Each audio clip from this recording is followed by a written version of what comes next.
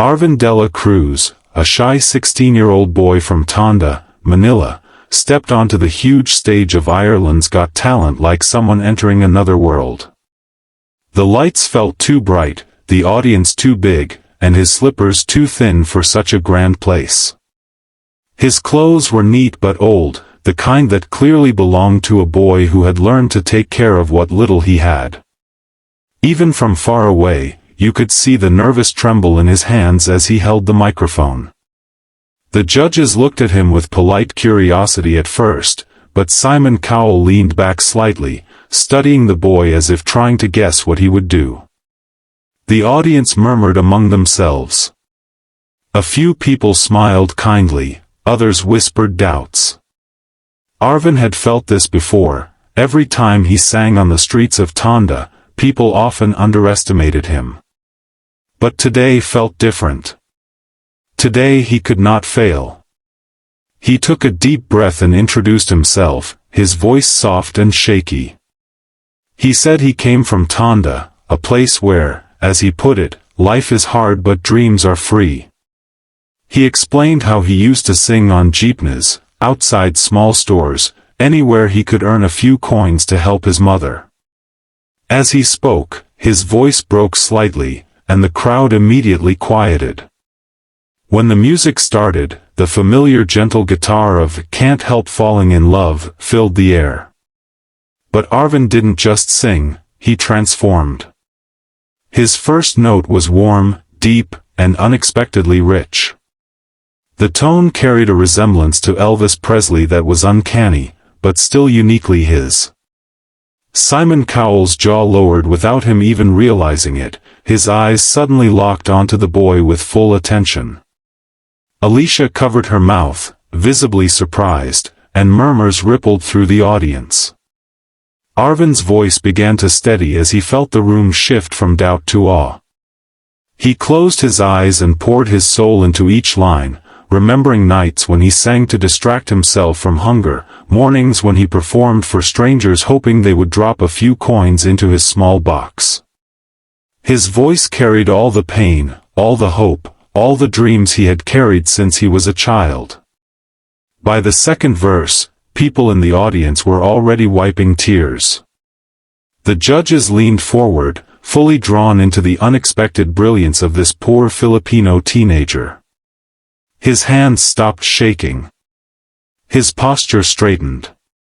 He was no longer the boy from Tondo standing on a foreign stage, he was a performer, a star rising from struggle, singing like someone who had lived 1,000 lifetimes. And in that moment, the Ireland's Got Talent stage belonged completely to him. As Arvin continued singing on the Ireland's Got Talent stage, something remarkable began to happen. The nervous boy from Tondo, who had walked onto the stage with trembling hands and a timid voice, suddenly transformed into someone powerful and captivating. His voice grew stronger with every line, richer and more soulful, carrying years of struggle and hope in every note. His eyes glistened under the warm stage lights, not just from emotion but from the weight of memories the song was pulling out of him. When he reached the second verse, he instinctively added a soft Filipino vibrato, the kind he had learned from singing late at night in the small alley behind their home. It was the kind of vibrato that came from pain, not training. A raw, natural sound filled with emotion. The audience felt it instantly. There was a collective gasp, and then a deep silence as everyone leaned forward to listen. Simon Cowell slowly sat up straighter, unable to hide his surprise. His eyes were fixed on Arvin as if he were watching something impossible unfold right in front of him. Alicia placed a hand on her chest, swallowing hard, her eyes already shimmering. Lewis Walsh shook his head gently, not in disbelief at Arvin's ability, but in awe of how someone so young and so poor could sing with such maturity and depth. Arvin held the microphone tightly, his knuckles turning white, as he delivered each word like it was a message he had waited his whole life to send. He remembered singing in jeepneys while passengers avoided eye contact, singing outside Sorry Sorry stores while people walked past without noticing. Tonight, however, every single person in the room was looking at him. Not out of pity but out of admiration. The camera zoomed in on Arvin's wrist, where an old bracelet made out of scrap strings hung loosely. It was something his younger sister had made for him, a small reminder of home. Seeing it there, dangling in the spotlight, added a wave of emotion to the performance. It told a silent story of poverty, love, and survival. The audience began whispering, some already wiping tears from their eyes. A woman in the front row covered her mouth as if the voice she was hearing could not possibly be coming from the boy on stage. Even the backstage crew had paused their work to watch the monitors, drawn in by the unexpected magic of the moment. By the time Arvin reached the bridge of the song, the judges were no longer just surprised, they were deeply moved. Alicia finally let a tear roll down her cheek. Simon's expression softened, his usual tough exterior replaced with genuine emotion. And for the first time in his life, Arvin felt what it meant to truly be heard. As Arvin reached the final chorus, the entire Ireland's Got Talent studio felt like it was holding its breath. The young boy from Tondo, who had entered the stage with trembling hands and eyes full of uncertainty, was now standing tall in the center of the spotlight. His voice soared across the hall with a strength even he didn't know he possessed. Every note carried a mix of pain, hope, and the dreams he had hidden inside for years.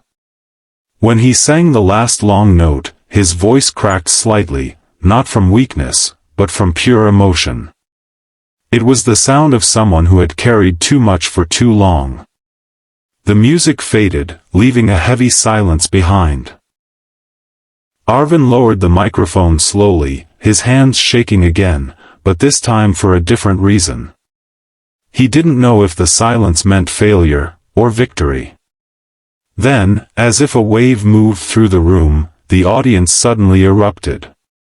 People stood up from their seats all at once, clapping, cheering, some shouting words of encouragement. Several members of the crowd were visibly crying. A man near the stage wiped his eyes, while a woman covered her mouth with both hands, overwhelmed by what she had just witnessed. Arvin looked out at them, stunned. He had never seen so many people stand for him in his entire life. The judges stood up slowly, one after another. Lewis Walsh gave a proud nod, looking almost fatherly. Alicia was crying openly now, unable to hold it back anymore. She pressed her hands to her cheeks, shaking her head in disbelief, her eyes locked on the boy who had just changed the atmosphere of the entire room. But it was Simon's reaction that shocked everyone. Simon Cowell, known for his strictness and stoic presence, stood up with wide eyes and a softened expression. His jaw had dropped earlier, but now his face showed something deeper, respect. True, sincere respect. He exhaled heavily, as if the performance had knocked the wind out of him. Then he said softly, almost to himself, "This boy is unbelievable." Arvin stared at them, confused, overwhelmed, his eyes filling with tears. His chest rose and fell quickly as emotions he had kept hidden all his life finally broke through. He looked like a child who had suddenly been told he mattered, truly mattered. Then Simon placed his hand forward, slowly, deliberately. Arvin's breath caught. Everyone in the room knew what that meant. Simon pressed the golden buzzer. A thunderous roar filled the hall as golden confetti exploded from the ceiling, raining down on Arvin like a shower of dreams. He covered his face with his hands and began to cry uncontrollably, the tears of a poor boy who had finally been seen, heard, and celebrated. The stage lights glowed warm and bright, turning the moment into something magical, something Arvin would remember forever.